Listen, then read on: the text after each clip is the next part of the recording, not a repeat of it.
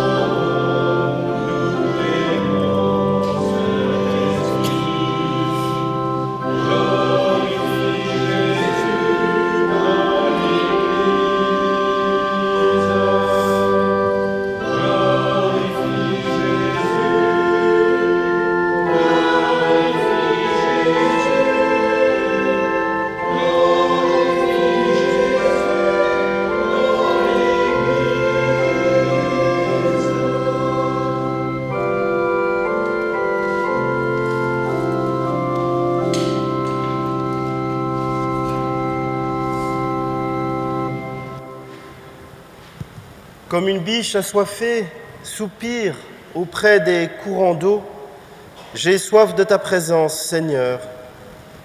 Comme une terre desséchée appelle la rosée du petit matin, je désire la fraîcheur de ton eau. Comme un veilleur guette l'aurore et salue le lever du jour, je salue ta présence au milieu de nous. Comme un amoureux scrute l'horizon dans l'espoir d'un signe, je creuse ta parole pour éclairer ma vie. Comme une ville assiégée attend le départ de ses ennemis, je m'enracine dans ton espérance. Comme un prisonnier aspire à la libération, je m'attends à ta délivrance. Comme un malade alité espère la guérison, je mets en toi toute ma confiance, Seigneur.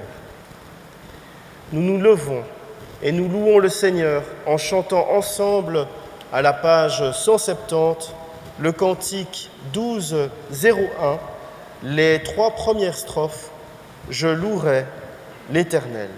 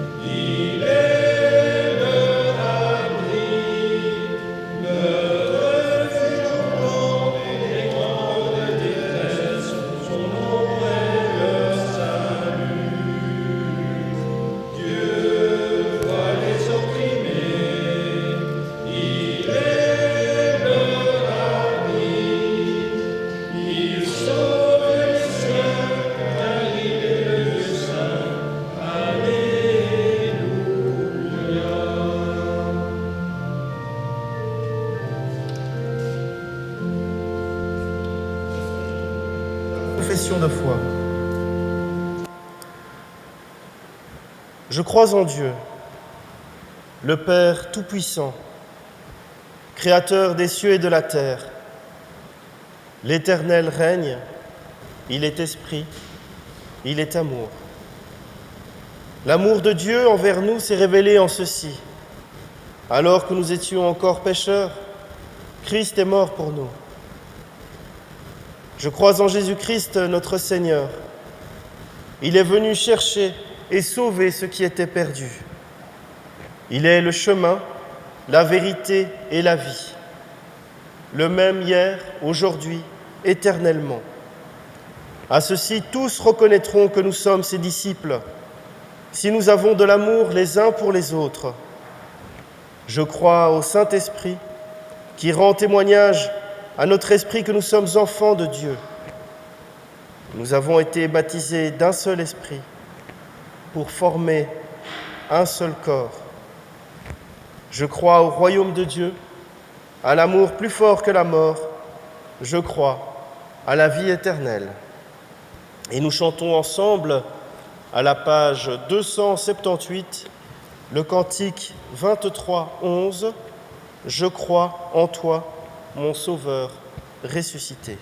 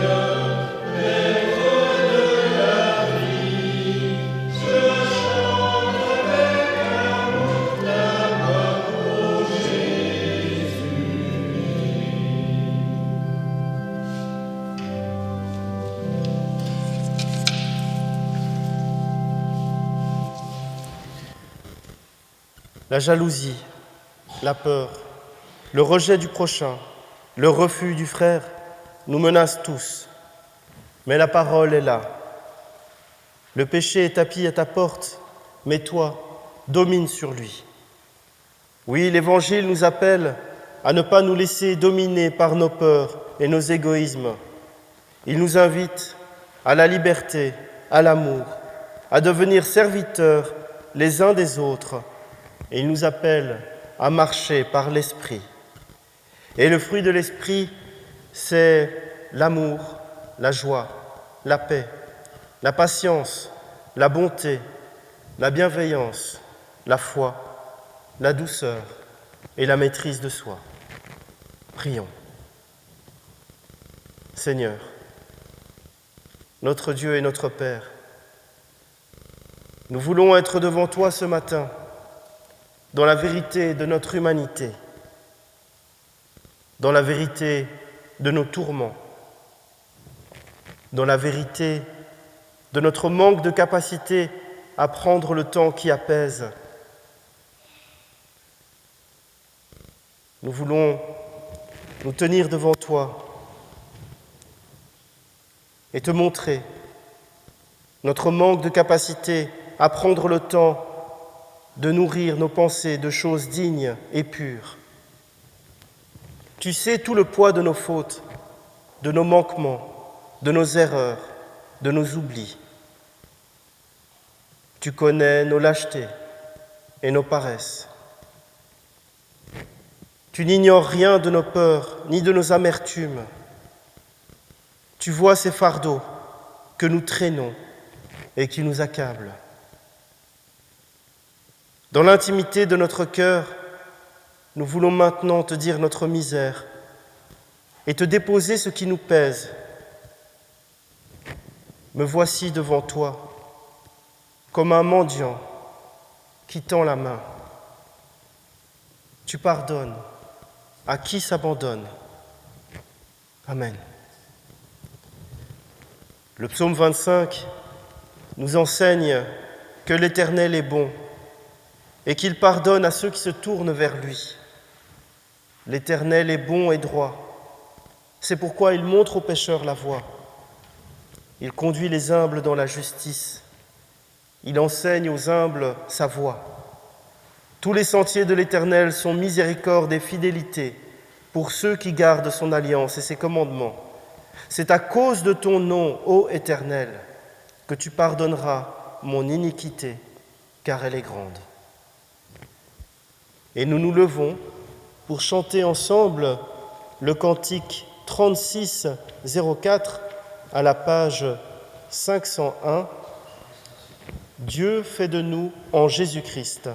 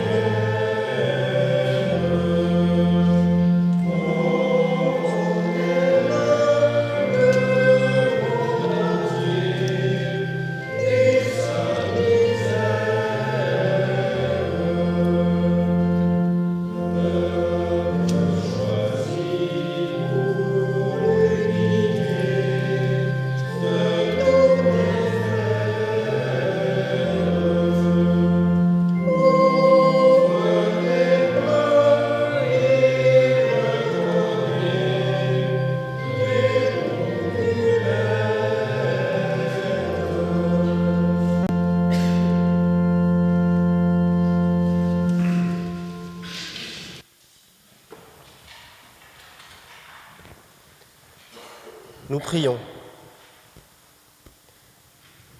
Ô Dieu éternel,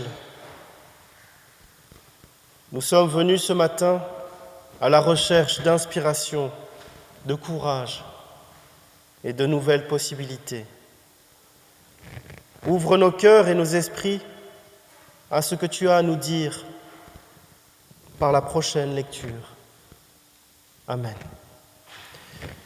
Vient le moment de la lecture biblique, avec comme lecture du jour Marc 1, les versets 14 à 20.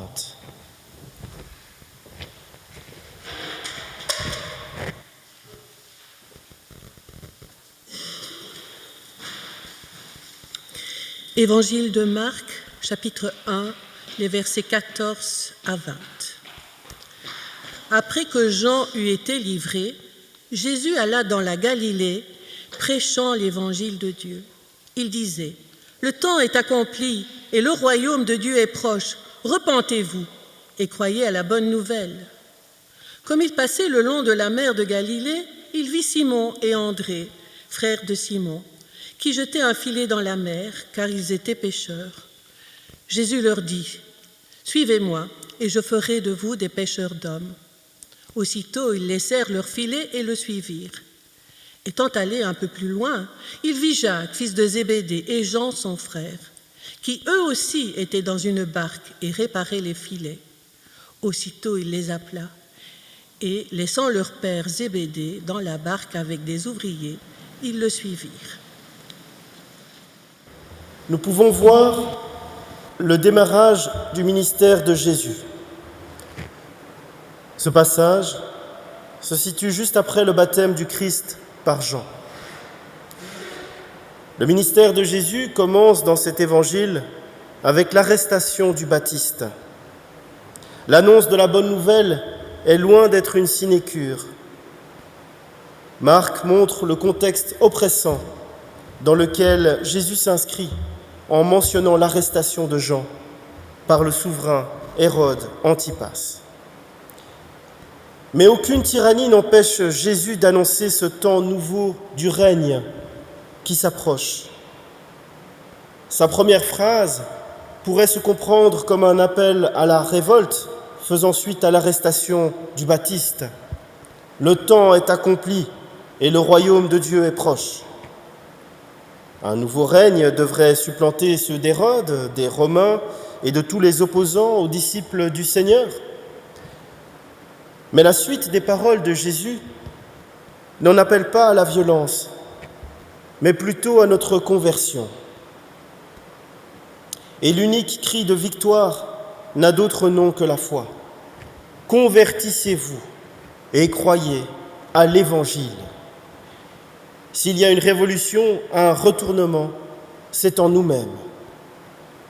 À l'appel de Jésus, la réponse positive de quelques pécheurs est si soudaine qu'on en a le souffle coupé par tant de facilité. Le récit met en avant la puissance de la parole de Jésus, une parole créatrice à l'image de Dieu dans le premier récit de la Genèse. Dieu dit, et il en fut ainsi. Jésus parle, et ils le suivirent, comme recréés. De pêcheurs du lac, ils deviennent pêcheurs d'hommes, abandonnant leur travail. Plus loin, les autres frères abandonneront également leur père et ses ouvriers. Travail, famille, entourage, tout est laissé sur place. Suivre Jésus oblige à lâcher prise sur ses propres filets. Le règne de Dieu s'approche, comme Jésus, de ses pécheurs.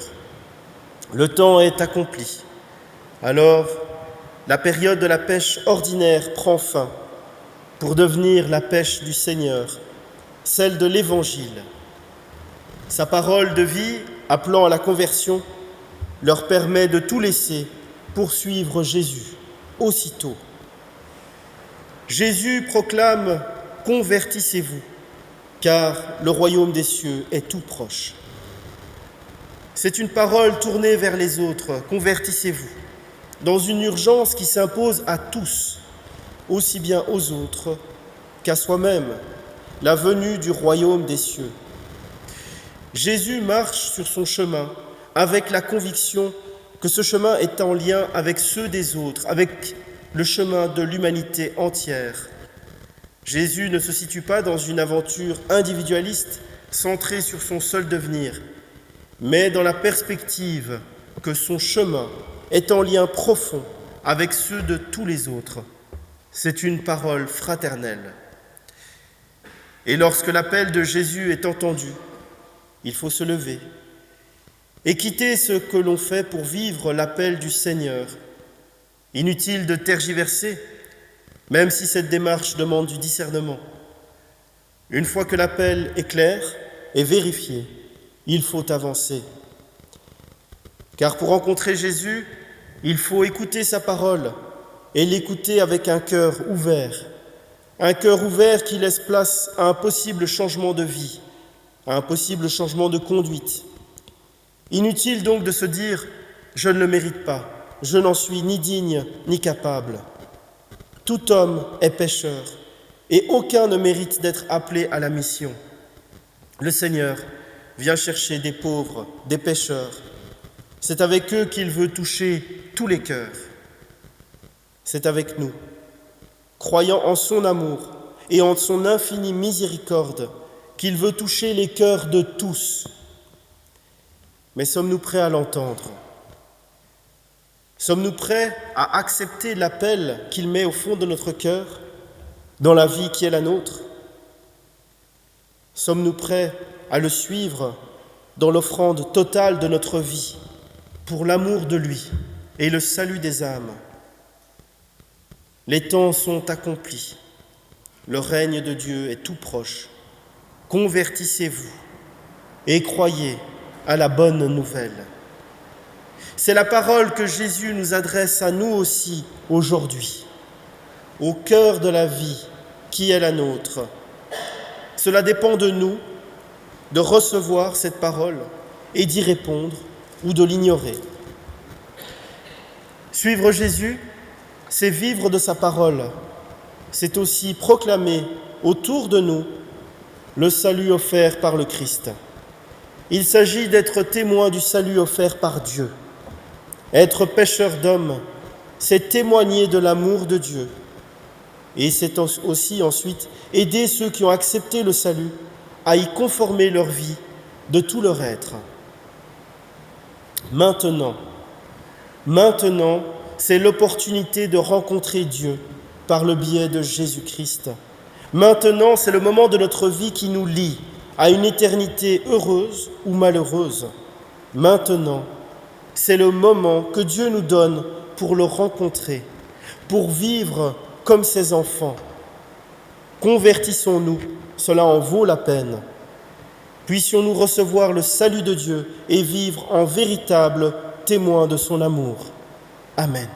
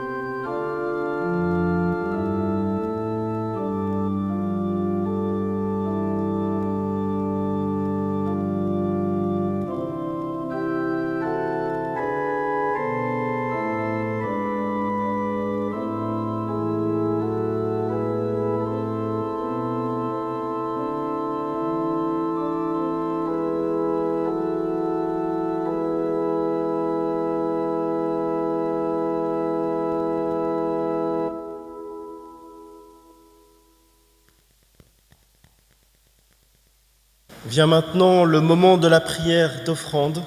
Pour rappel, il est possible de laisser une offrande avant ou après le culte dans les troncs qui sont à l'entrée. Nous prions. Dieu notre Père, reçois l'offrande que nous te présentons, que dans le service de nos semblables, elle serve à ta gloire et au bien de l'Église. Tu es béni pour les siècles des siècles. Amen.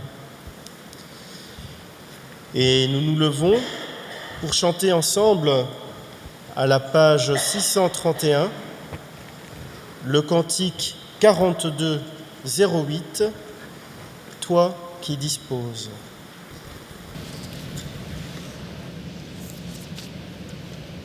Toi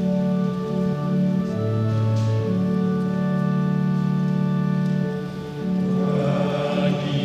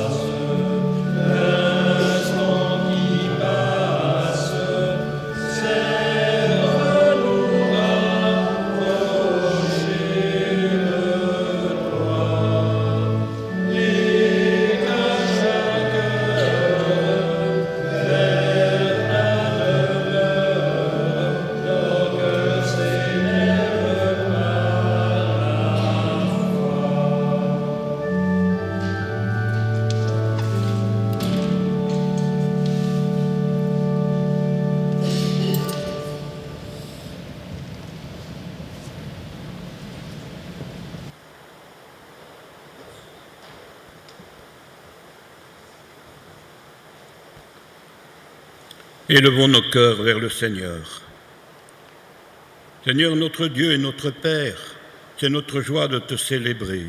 C'est notre joie de te célébrer pour ton Fils Jésus-Christ, notre Seigneur, né de notre chair, baptisé, tenté, transfiguré, condamné, crucifié, ressuscité d'entre les morts, élevé dans la gloire.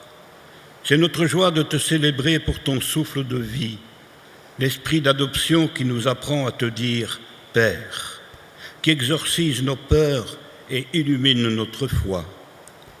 Aussi, c'est avec les cieux et la terre, avec la multitude de ton peuple, de tout lieu et de tout temps, que nous exaltons ton saint nom et chantons ta gloire.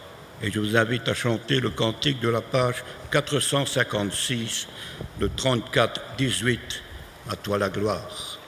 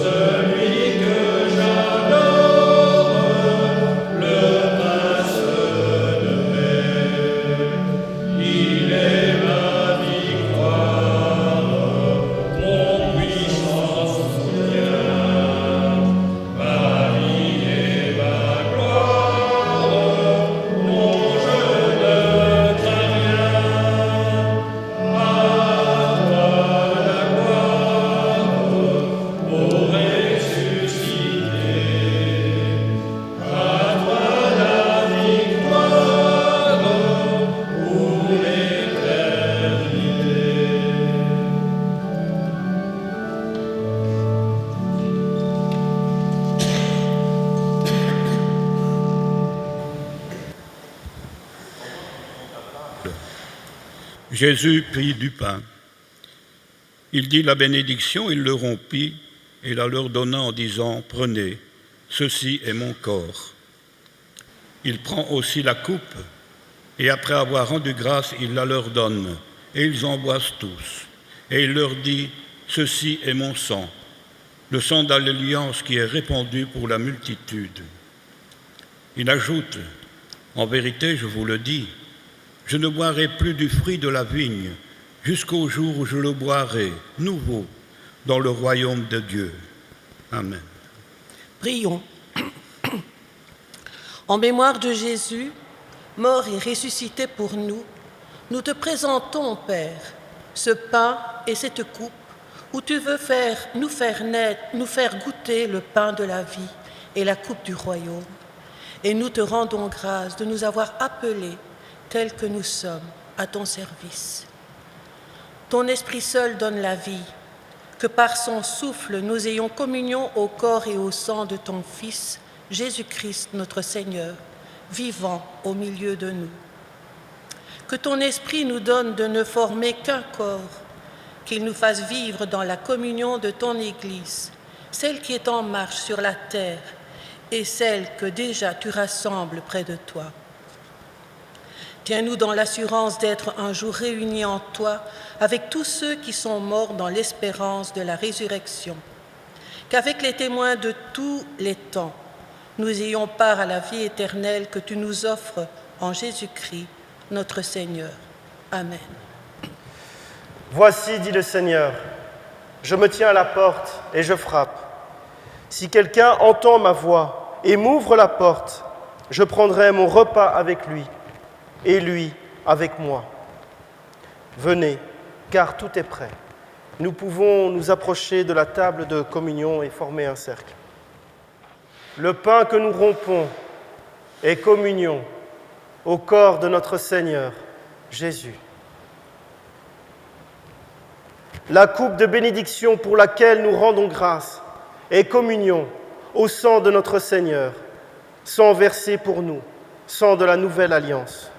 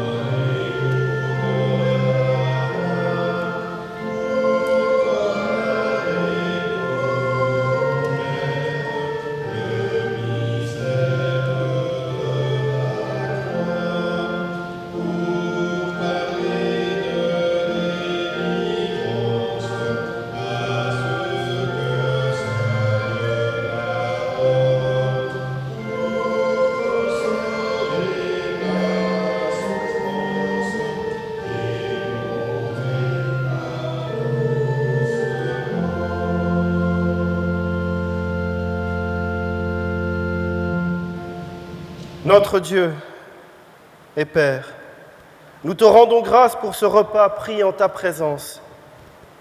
Merci pour les frères et sœurs que tu nous as donnés ici. Merci pour tous nos proches dont nous expérimentons la présence par la communion des saints. Ce matin, tu t'es donné à nous par ta parole libératrice, cet évangile éternel qui nous rejoint. Et à présent, sous les signes du pain et du vin, tu nous as enrichis d'un moment d'éternité.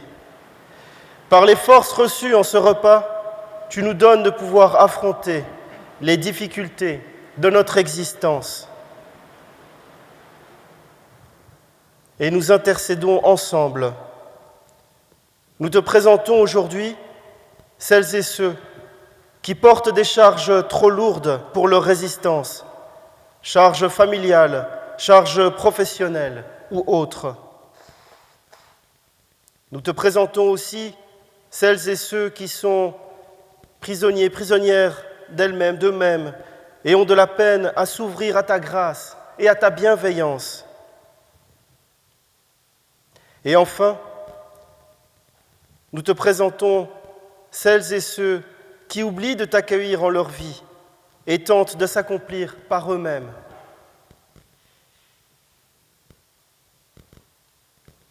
En cette semaine de prière pour l'unité des chrétiens, nous te présentons ton Église universelle. Fais en sorte qu'elle puisse expérimenter un amour fraternel et une unité dans ton corps. Amen. Portés par la communion de ce repas, nous te disons d'une même voix la prière que tu nous as laissée. Notre Père qui es aux cieux, que ton nom soit sanctifié, que ton règne vienne, que ta volonté soit faite sur la terre comme au ciel. Donne-nous aujourd'hui notre pain de ce jour. Pardonne-nous nos offenses, comme nous pardonnons aussi à ceux qui nous ont offensés. Ne nous soumets pas à la tentation, mais délivre-nous du mal, car c'est toi qui appartiennent le règne, la puissance et la gloire pour les siècles des siècles. Amen. La paix et la grâce qui viennent de Dieu vous sont données. Allez dans la paix et dans la grâce du Christ. Nous pouvons retourner à nos places.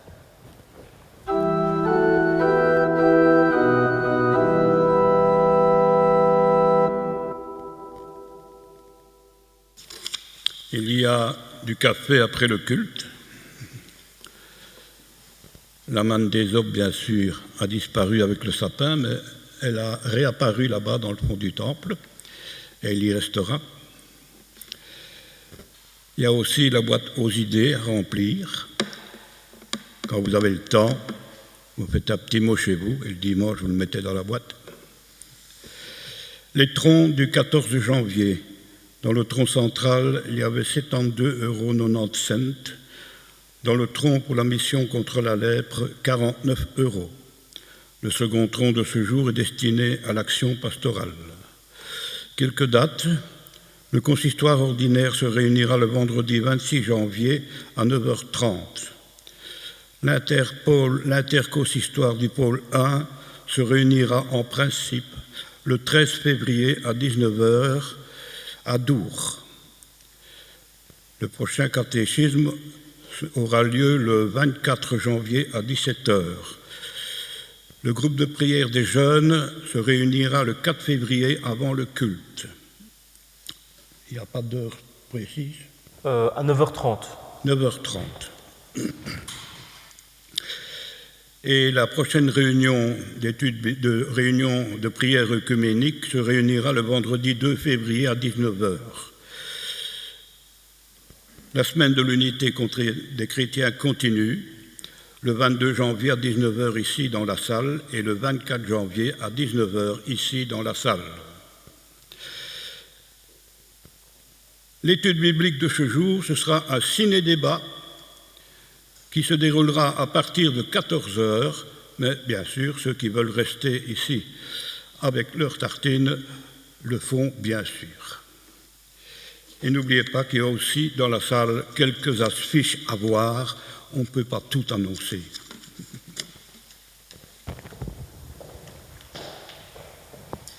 Merci. Et nous nous levons pour l'exhortation et la bénédiction. L'Écriture nous dit « Écoute la parole et mets-la en pratique. Demeurez dans la parole de Dieu. Que la parole de Dieu pénètre votre cœur, qu'elle puisse faire de vous des pêcheurs d'hommes. Que son évangile éternel soit la lumière de votre vie et vous offre la liberté en Christ. La grâce de notre Seigneur Jésus-Christ, l'amour de Dieu le Père, la communion du Saint-Esprit soit avec vous tous dès maintenant et à jamais. Père, Fils et Saint-Esprit. Amen. Et nous chantons ensemble le cantique 36-29 à la page 528, « Seigneur, fais de nous des ouvriers de paix ».